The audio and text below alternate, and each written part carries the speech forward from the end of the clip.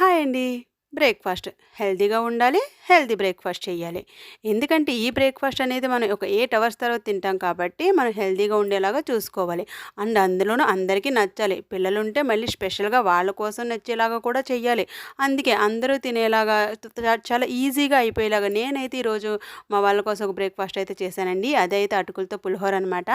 దీనికోసమైతే ముందుగా పోపైతే మాత్రం పచ్చెనపప్పు, ఆవాలు, జీలకర్ర అలాగే ఎండుమిర్చి, కరివేపాకు, కొత్తిమీర వేసుకున్నానండి. మీకు కావాలితే ఇంకా పల్లీలు కూడా యాడ్ చేసుకోవచ్చు. అలానే పచ్చిమిర్చి కూడా వేసుకోవచ్చండి. ఇంక నేను పచ్చిమిర్చి అయితే వేయలేదు. ఎందుకంటే కొంచెం ఘాటుగా ఉంటే పిల్లలు తినరు కదా! అలానే పల్లీలు అయితే మా పెద్ద బాబుకి కొంచెం ఎలర్జీ ఉందండి. అందుకని చెప్పేసి నేను పల్లీలు కూడా స్కిప్ చేసేసాను.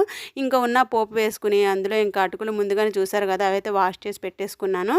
వెంటనే వాటర్ అయితే మాత్రం డ్రైన్ చేసేయాలండి. ఎందుకంటే లేకపోతే ఇంకా చాలా స్మూత్‌గా అయిపోతాయి అనమాట. విరిగిపోతాయి అటుకులు. అందుకే వెంటనే కూడా వాటర్ డ్రైన్ చేసేసుకొని పక్కన పెట్టేసుకొని ముందు పోపు వేసుకున్న తర్వాత అప్పుడు ఆ అటుకుల్ని పోపు బాగా ఫ్రై అయ్యాక అటుకులను అందులో ట్రాన్స్ఫర్ చేసుకున్నాం కదండీ. చేసుకున్నాక అప్పుడు అందులో పసుపు, ఉప్పు వేసి కలిపేసుకోవడమే మొత్తం పూర్తిగా. వేడి మీద కలిపేసుకుంటే టోటల్‌గా మొత్తం అంతా కలిసిపోతుందండి. ఇంక తర్వాత గ్యాస్ ఆఫ్ చేసేసుకున్న తర్వాత అది చల్లారాక అందులో ఒక నిమ్మకాయ పిండుకుంటే సరిపోతుందండి. అంతే అటుకులతో పులిహోర రెడీ. చాలా బాగుంటుంది. చాలా క్విక్‌గా అయిపోతుంది. ఇంక హెల్తీ బ్రేక్‌ఫాస్ట్ అనమాట. హెల్తీగా ఉండాలంటే మరి హెల్తీ బ్రేక్‌ఫాస్ట్ చేయాలి కదండీ.